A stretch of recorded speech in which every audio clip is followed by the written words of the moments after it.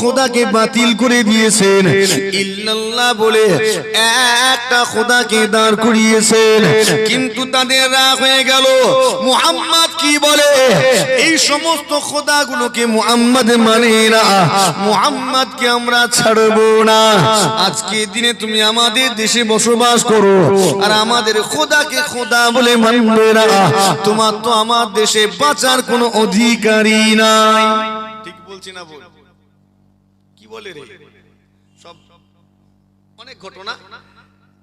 এবারে তারা এলো আমার নবীর কাছে, মুহাম্মদ এক কাজ করে, ঝামেলার ভালো লাগছে না, আমরা সবাই মিলে তোমার খোদার ইবাদত করবো। এটা অনেকদিন পরের ঘটনা, আমি সারসংক্ষেপ বলছি।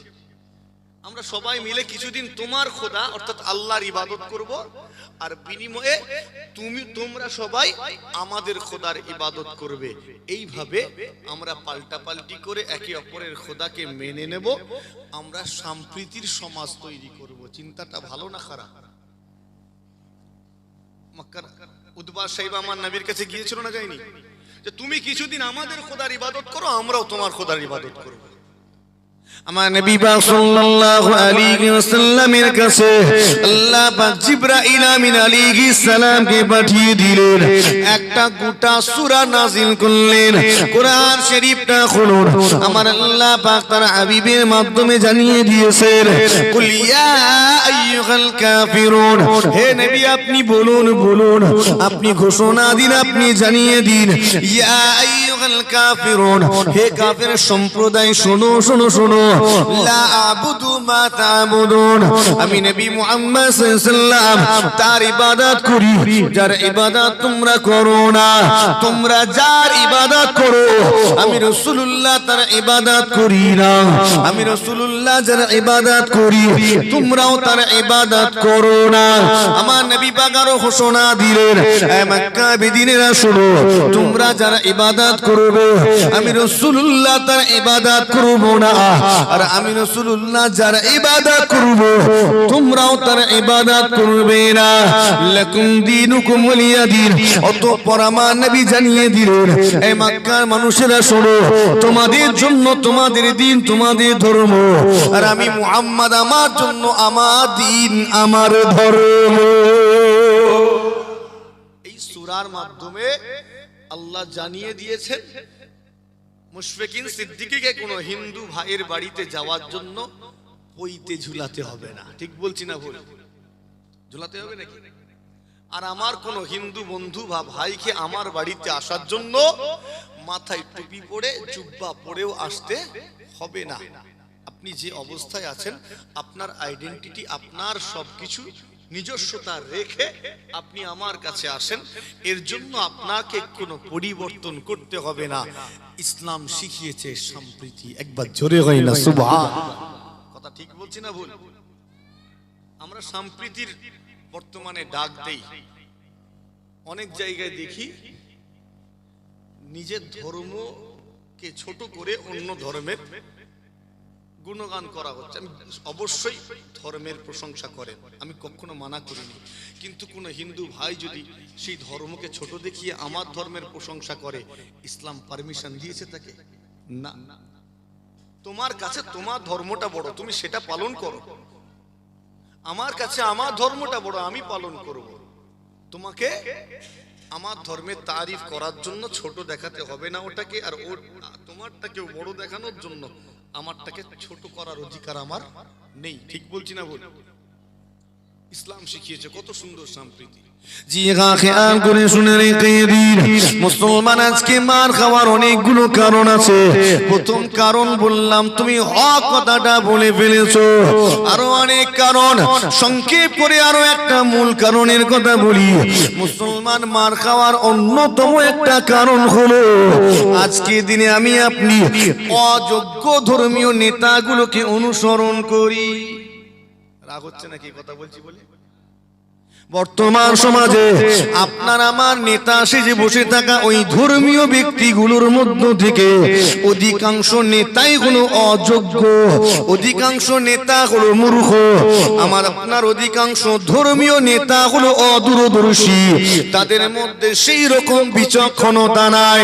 আমি অন্য কারো কথা বলছি না, আমি আমার নিজের কথা বলছি। আজ মুশফিকিন সিদ্দিকীর মতো অযোগ্য পীরজাদা যদি নিজেকে ধর্মীয় নেতা বানিয়ে আপনার মাথার উপরে চেপে বসে, বলুন তো সেই অযোগ্য নেতার অনুসারী যদি আপনি হয়ে থাকেন, আপনার পরিণতিটা ভালো হবে নাকি খারাপ হবে? কথা বলেন না কেন? আমি তো অযোগ্য, এখন আমাকে যদি অনুসরণ করেন আপনার পরিণতি কেমন হবে? ভয়ঙ্কর হবে, মার খেতে হবে। আর নেতা যদি ভালো হয় সেই নেতার অনুসারীদেরও ভালো হবে, ঠিক না ভুল? নেতা যদি ঠিকঠাক না থাকে তাকে অনুসরণ করলে আপনাকে খেতে হবে। বর্তমান তাম বিশ্বের দিকে নজরটা ঘুরিয়ে দেখুন, আমি আপনি যাদেরকে ধর্মীয় নেতা বানিয়ে দিয়েছি, অধিকাংশ পীরজাদা পীর সাহেব, অধিকাংশ গদি দখল করে থাকা ইমাম মুয়াজ্জিন আলেম ওলামা, অধিকাংশ হলো অদূরদর্শী, বিচক্ষণতার বড় অভাব রয়েছে। জি, আজকে দিনে ফুরফুরা শরীফে যখন কোনো ঘটনা ঘটে, ইদানিং কালের খবরাখবর আপনারা পান কিনা পাননি? পান তো। ইদানিং কালে কিছু ঘটনা ঘটছে, আগে হতো না মনে হয়। আগে হতো হুজুর কিবলাদের জামানায়, তাই তখন বদমাইশ লোক ছিল না, কি মনে হয় ছিল কি?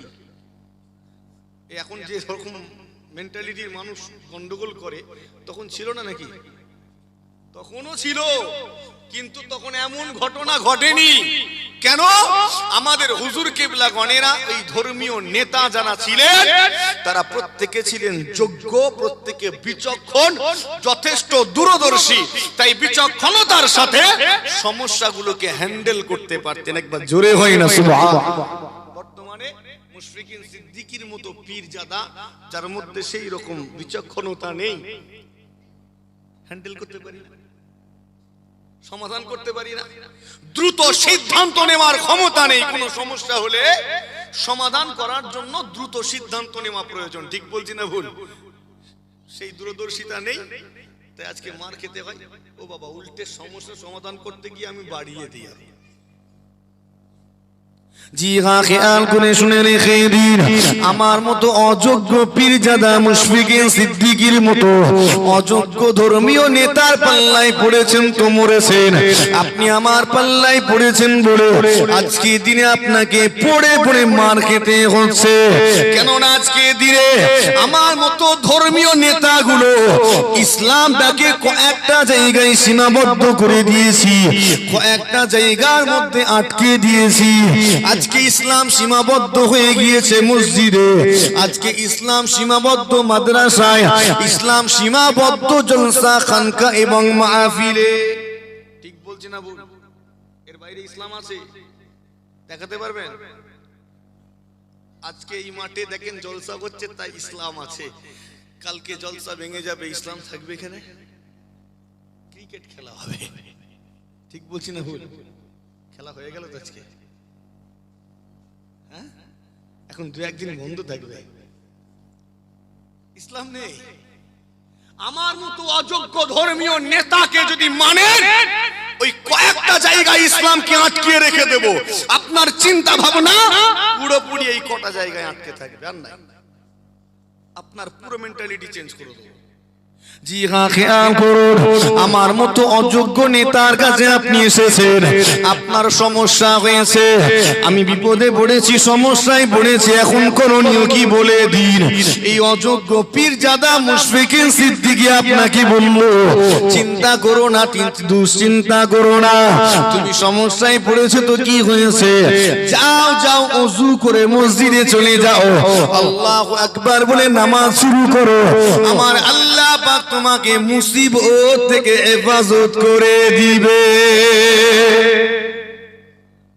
বলেছি না বলিনি? যখন আমি আপনি সমস্যায় পড়েছি, সঙ্গে সঙ্গে গিয়েছি এই অযোগ্য ধর্মীয় নেতাদের কাছে। আর এই অযোগ্য ধর্মীয় নেতাগুলো আপনাকে আমাকে বলেছে, চিন্তা করো না, চিন্তা করো না, যাও যাও নামাজ পড়িতে বসে আল্লাহ পাকের দরবারে দুটো হাত তুলে কাঁদা কাঁদা করো, চোখের পানি ফেলে ফেলে দোয়া চাও। আমার আল্লাহ পাক তোমার দোয়াকে কবুল করে নিয়ে এই মুসিবত থেকে তোমাকে হেফাজত করে দিবেন। আমি আপনি সমস্যায় পড়েছি, আমার আপনার ইনকামে ভাটা পড়েছে, রুজি রোজগারে বড় অসুবিধা দেখা দিয়েছে। হুজুরের কাছে গেলাম, হুজুর সুন্দর করে শিখিয়ে দিয়েছেন ফজরের নামাজের পরে, আসরের নামাজের পরে 100 বার করে ইয়া রাজ্জাক নামে তাসবিহ পড়ো, আল্লাহ তোমার রুজি রোজগারে বরকত দিয়ে দিবেন।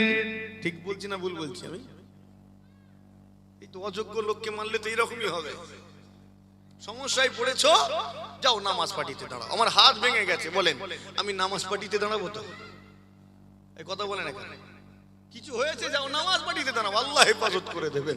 দুয়া চাও, আল্লাহ হেফাজত করে দেবেন। চলো, আমার হাত ভেঙে গেছে, মসজিদে গিয়ে নামাজ পড়বো, হাতটা জুড়ে যাবে না যাবে? আপনারা কি বলেন? ফতোয়া দেবেন না তো? মুশফিকুন সিদ্দিকী নামাজের বিরুদ্ধে ওয়াজ করছে, সকালবেলা বলবে কাফের টাফের হয়ে গেছে। এক জায়গায় তো ওয়াজ করছে, আমার ওয়াজ শুনে বলা বলি করছে, হুজুরটা কি বিগড়ে গেল না কি বলতো? সত্যি